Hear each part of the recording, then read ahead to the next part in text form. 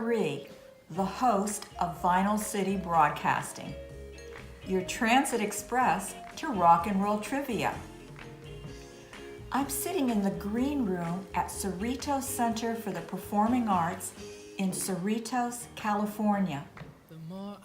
I'm not dressed in my usual outfit, spaghetti strap black top, wearing my 45 adapter earrings and necklace. I'm dressed more formal today. How do I look? Today, our first interview is Chris Montez. Chris was born in Los Angeles, California, and grew up in Hawthorne. He was influenced by his Hispanic culture and the rock and roll success of Ritchie Valens, who made the biggest impact in his career, the king of rock and roll in Chris's town. In the beginning, Chris emulated the lowrider Latino image, but eventually knew he had to set different goals for himself. In 1962, Chris's single, Let's Dance, hit the top 10, and he was on his way. Many other hits followed, like The More I See You, There Will Never Be Another You, Call Me, and Time After Time. Chris soon became an international recording star and recorded songs in both English and Spanish. The success of the film La Bamba identified his roots and legacy. Born into a bicultural city with a rich heritage, he emerges trim and fit, an energetic performer with a history and cultural relevance that is unique.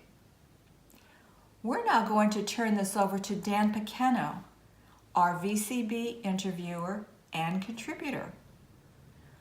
Run the interview, Rico.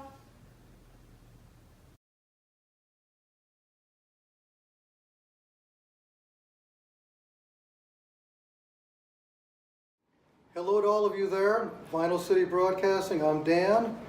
On my left, who is this guy? This is Chris Montez. Yeah, I think that's what I knew your name. I knew your name. I knew your name. I know. Chris Montez. We had a couple of hit songs in the 60s and 70s. Yeah. Let's Dance. Call me the more I see you, time after time. Yeah. That's it. Tell us something about you. Well, I grew up in a kind of a less than modest home. You know, it was real poor, and slept on the floor a lot of part of my life. And my mother had 18 children. Okay. And 9 of us survived. So I grew up with 4 brothers and 4 sisters. Okay. And other than that, you know, going to school and trying to get my diploma and all that. Okay. Because none of my brothers and sisters, they never went to school really. They got married young, and so I decided to change my life a little. So you're trying to set the example for the family? No. I mean, I would love to set a good example, especially for the young generation, young rockers, young artists. It's a rough road, but it's a good road. And if you keep yourself straight, yeah, you can accomplish. You know, Okay. You won't fall off the tracks. Yeah. So how did you get involved in music? How did that come together for you? Okay, I learned to play guitar playing with my brothers and sisters. Okay. I mean, my brothers, really.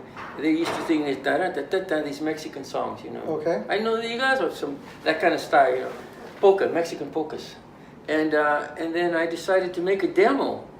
And I came home one day. I was proud that I made a demo, but I wasn't thinking about being a recording artist. Not at all.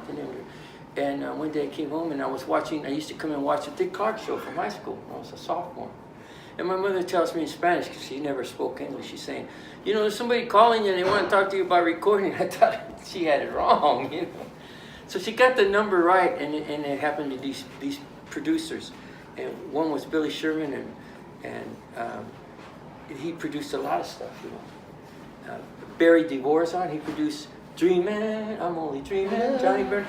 Dorsey Burnett? Yeah, Dorsey Burnett, and Johnny Burnett? Johnny Burnett, when he had you walk like a dream, Yeah. peaches and cream. You're 16. You're 16. Beautiful And moment. it was amazing because I was at his house and he's helping me finish the song. and Johnny Burnett comes in. He said, "Come on in," and he comes in and he said, "Oh, by the way, this is Johnny Burnett." I said, "You're Johnny Burnett?" He said, Chris, this is cool history, man. It was great because here I'm a kid and he's, you know, and he has #1 hit in the country, and I'm saying, wow, you know, and I was really thrilled. He was real kind, a real country gentleman, you know. Humble and kind. Humble, yeah. And that was one of my first meetings. And then after we got the record going, we tried with one record which called All You Had to Do Was Tell Me, and it was regional hit.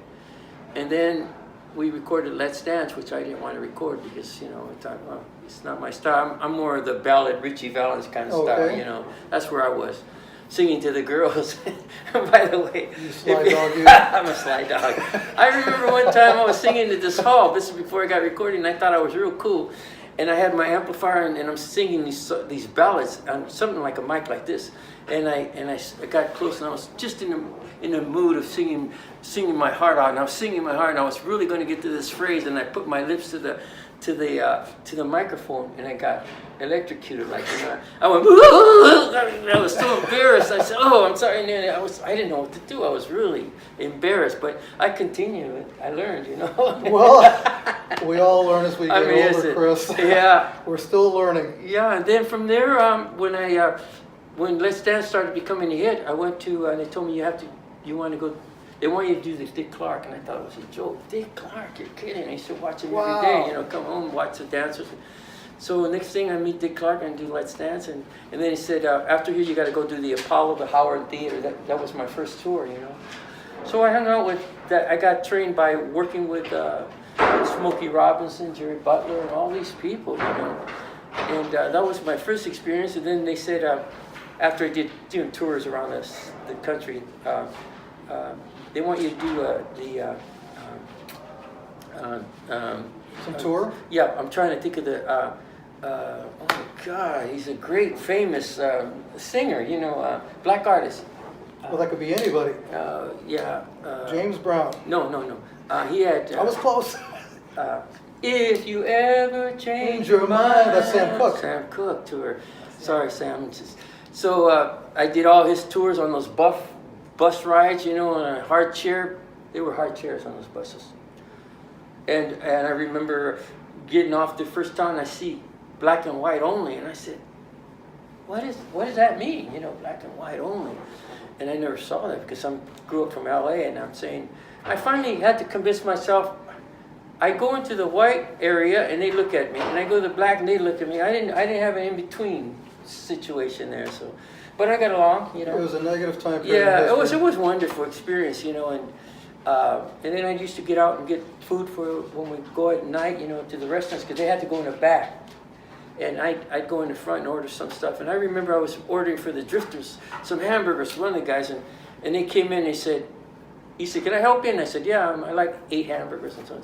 And then they came in. He said, "Stand behind the you know, table there." You know, it was funny for me. And I said, it felt strange. He said, "Are you with him?" He said, "Yeah." I said, "Yeah." He says, "Well," instead of being real nice with the hamburgers, he just threw them together and said, "Here, get out of here."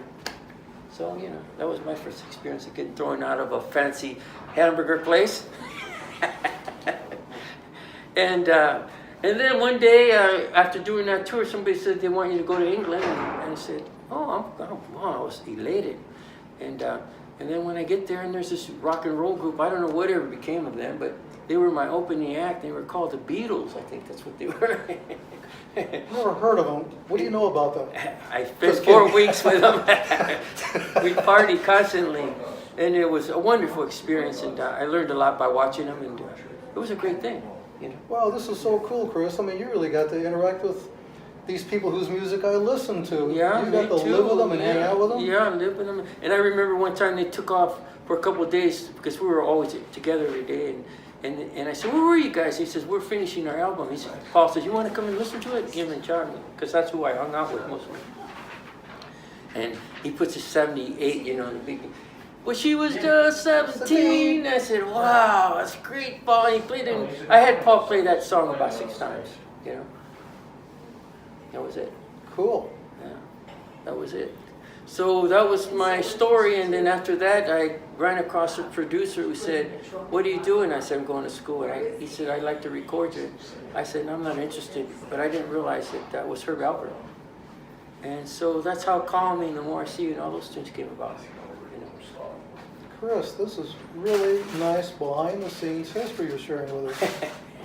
Very, very. So, I was going to ask you for a funny story. So, anything besides kissing the microphone and getting electrocuted? Any other funny stories you've got? Yeah. Because kissing the microphone, that was. Oh, that was electric. That was.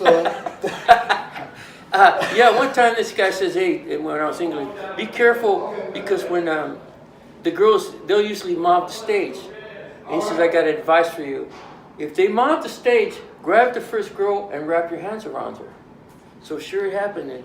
And Chris, you know, because it was chaotic all the time, couldn't go nowhere. And I grabbed the first girl, and the next thing we're on the floor and everybody's beating her up. And so I got away with it. What can I tell you? All right. Well, Chris, thank you so much for sitting down with us. It's a pleasure. Thank you for having me. Well, this is the history that we're looking for, behind-the-scenes history, preserving your history. Thank know what you. I mean? Thank you. No, thank you, sir. Appreciate hearing your music. Appreciate you sitting down with us, and we'll turn it over to Marie at Vital City Broadcasting to conclude this little episode we have here. Growing up in a household with 12 brothers and sisters must have been a challenge. But look how he turned out. Great personality. Down to earth. Someone you could sit down with and let you tell him rock and roll stories all day. And his story about putting his lips to the microphone when he was singing and almost getting electrocuted. Electrifying, you might say. We didn't know this at the time, but Chris was scheduled to perform in Clear Lake, Iowa at the Surf Ballroom, the home of the Winter Dance Party, on February 3rd of this year. Rico spoke to him after he got back from Clear Lake, and Chris said he sang La Bamba and Donna, a tribute to Richie Valens. He said it was emotional, yet satisfying. From American Bandstand to the Apollo Theater, to working with Smokey Robinson and touring with the Sam Cooke Caravan. The Beatles being your opening act, turning down Herb Alpert. Of course, you didn't know who he was. Your bio reads like a who's who of rock and roll. And we're glad you recorded Let's Dance. Even though you were a ballad sort of guy, it's one of our favorites. Of course, touring in the South back in the day had its challenges, and I'm sure some laughs at the same time. You had restaurants for African Americans, restaurants for whites, but you didn't know where you fit in being Mexican. I didn't know they had fancy burger places back then. It was really a pleasure interviewing and talking to Chris. Just a wealth of rock and roll knowledge and funny stories. Rico says, don't get too close to the microphone, Chris, the next time you perform, even though you're very electrifying. We hope all of our subscribers and friends out there in VCB land enjoyed the interview. So why don't we all get up and dance?